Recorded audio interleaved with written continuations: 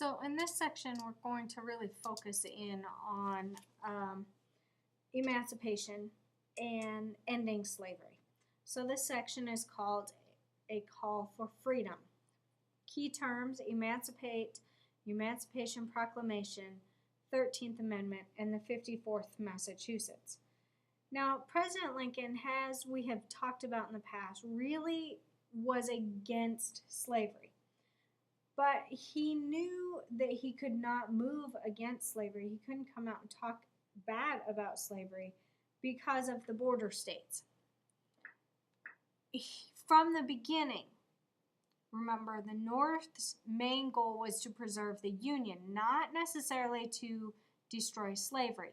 But as we talked about with Antietam, that changes.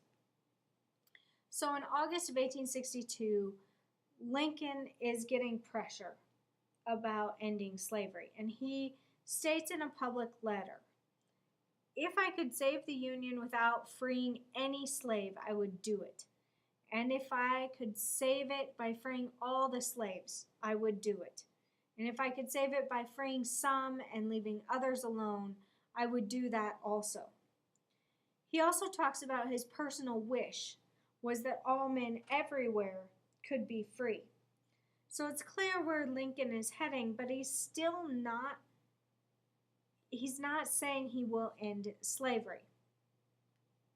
But as the war goes on, more and more Northerners start to change their perspective on slavery. They see that these 3.5 million slaves are really keeping the South going. They're providing supplies, they're providing an income for Southerners. Even though the Southern men are at war, Southern slaves are keeping the plantations running. So anything that weakened slavery would be a blow against the Confederacy. As early as 1861, some slaves were entering the Union. And in fact, Congress passes several laws that guarantees the freedom of these slaves who were used to support the Confederate war effort or were held by people in the South. Now, Lincoln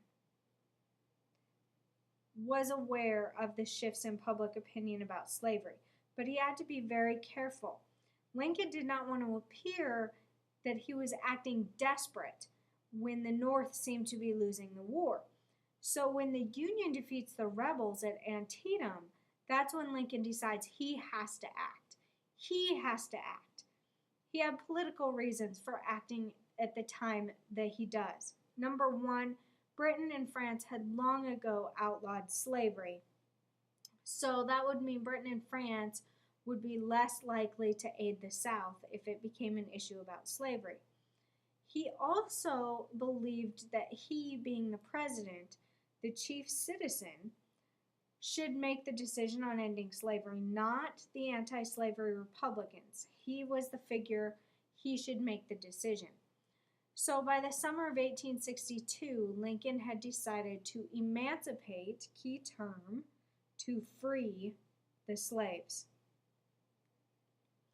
So September 22nd, 1862, Lincoln formally announces his plan in the Emancipation Proclamation.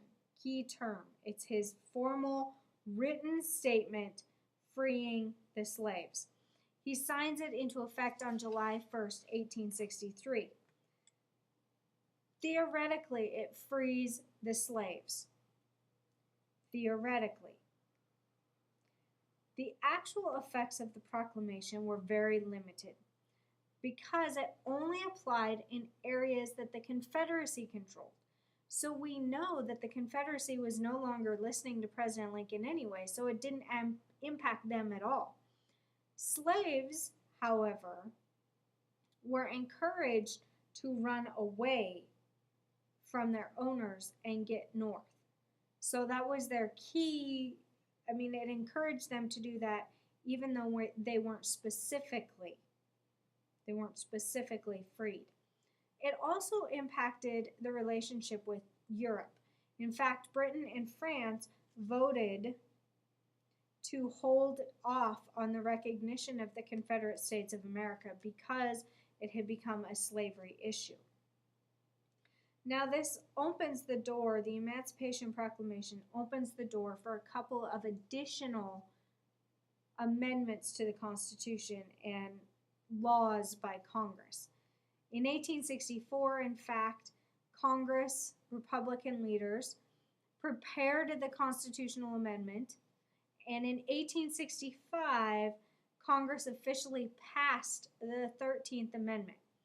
13th Amendment to the Constitution is a key term which abolishes slavery. Now, this amendment truly freed the slaves in all the United States, throughout the United States. The key is 1865, the war is over. So it's really no longer an issue of the border states because the war is over. So African Americans did play a huge role. As I said, when the Civil War started, there were 3.5 million slaves. They were working on plantations. Everybody knows that. They also worked in iron, salt, and lead mines. They were nurses and cooks with the military. So they're very influential in the South. Now, the possibility of a slave rebellion terrified white Southerners, so there was no way that they were going to fight for the South. But in 1865, the Southern Congress does allow slaves to enlist, but by then the war is pretty much over, and it does not include automatic freedom for fighting for the South. So a lot of slaves weren't even interested. Now, we also need to think about African Americans in the North. Blacks were not permitted in the North to serve as soldiers. Now, they did help throughout the war effort. For instance, the Navy accepted blacks, but the Army refused. And so there was a lot of black Navy seamen. Now, they also were spies and guides. They knew the South very well. And in 1862, Congress officially allows blacks to serve in the Army. By the end of the war, black volunteers was about 10% of the Army and 20% of the Navy. So if you think about that, the sheer numbers, a small percentage of blacks were actually fighting for their own freedom.